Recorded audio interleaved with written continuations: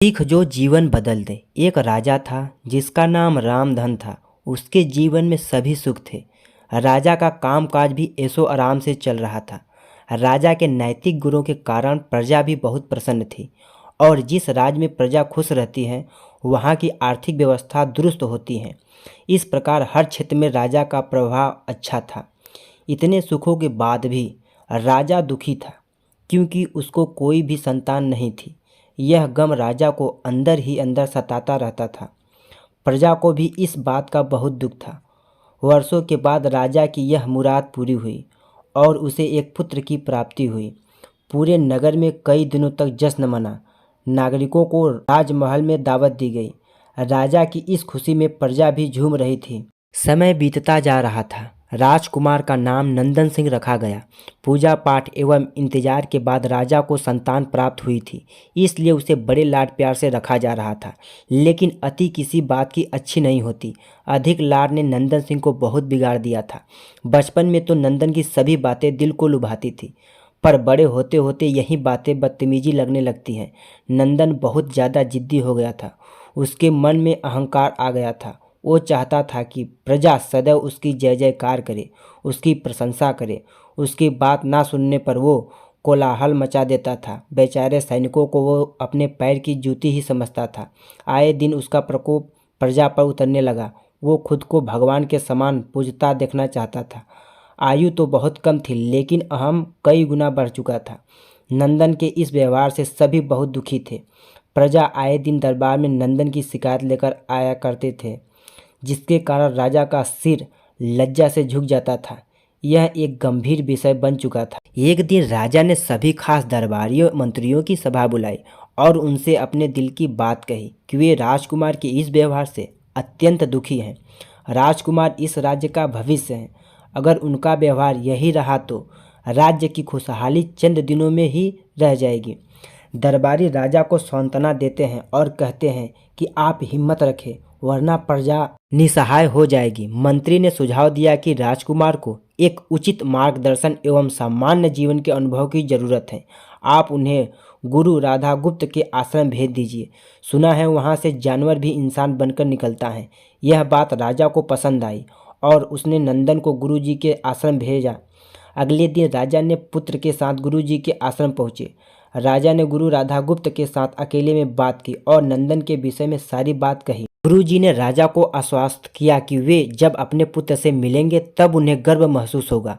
गुरुजी के ऐसे शब्द सुनकर राजा को शांति महसूस हुई और वे सहर्ष अपने पुत्र को आश्रम में छोड़कर राजमहल लौट गए। अगले दिन सुबह गुरु के खास चेले द्वारा नंदन को भीख मांगकर खाने को कहा गया, जिसे सुनकर नंदन ने साफ इनकार कर दिया। चेले ने उसे कह दिया कि अगर पेट भरना है तो भिक्षा मांगनी होगी और भिक्षा का समय शाम तक ही है, अन्यथा भूखा रहना पड़ेगा। नंदन अपनी अकड़ से में चेले की बात नहीं मानी और शाम होते होते उसे भूख लगने लगी, लेकिन उसे खाने को नहीं मिला। दूसरे दिन उसने भिक्षा मांगना शुरू किया। शुरुआत में उसके बोल के कारण उसे कोई भी भिक्षा नहीं देता था, लेकिन गुरुकुल में सभी के साथ बैठने पर उसे आधा पेट भोजन मिल जाता। धीरे धीरे उसे मीठे बोल का महत्व समझ आने लगा और करीब 1 महीने बाद नंदन को भर पेट भोजन मिला, जिसके बाद उसके व्यवहार में बहुत से परिवर्तन आए। इसी तरह गुरुकुल के सभी नियमों ने राजकुमार में बहुत से परिवर्तन किए, जिसे राधागुप्त जी भी समझ रहे थे। एक दिन राधागुप्त जी ने नंदन को अपने साथ सुबह सवेरे सैर पर चलने को कहा। दोनों सैर पर निकल गए। रास्ते भर बहुत सारी बातें की।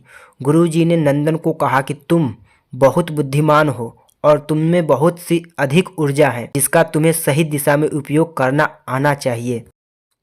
दोनों चलते चलते एक सुंदर बाग में पहुंच गए, जहां बहुत सुंदर सुंदर फूल थे, जिनसे बाग महक रहा था। गुरुजी ने नंदन को बाग से पूजा के लिए गुलाब के फूल तोड़ने को कहा। नंदन झट से सुंदर सुंदर गुलाब तोड़ लाया और अपने गुरु के सामने रख दिए। अब गुरुजी ने उसे नीम के पत्ते तोड़कर लाने को कहा। नंदन वो भी ले आया। अब गुरुजी ने उसे एक गुलाब सूंघने को दिया और कहा, बताओ कैसा लगता है।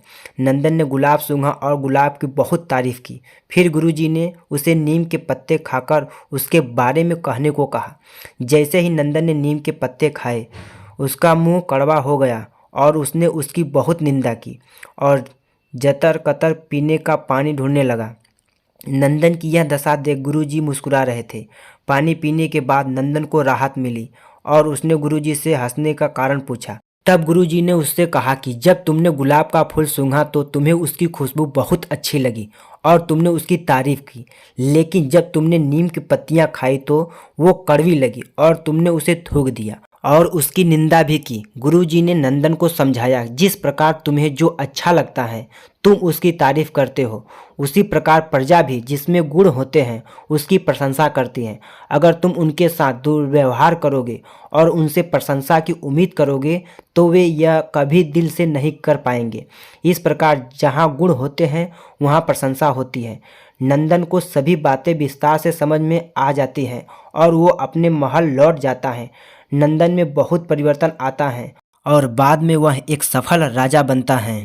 तो कैसी लगी यह कहानी हमें कमेंट बॉक्स में ज़रूर बताएं। अगर आप इस तरह का हिंदी कहानियाँ सुनना पसंद करते हैं तो चैनल को ज़रूर सब्सक्राइब करें। तो मिलते हैं एक नए बेस्ट हिंदी कहानी में, तब तक के लिए जय हिंद।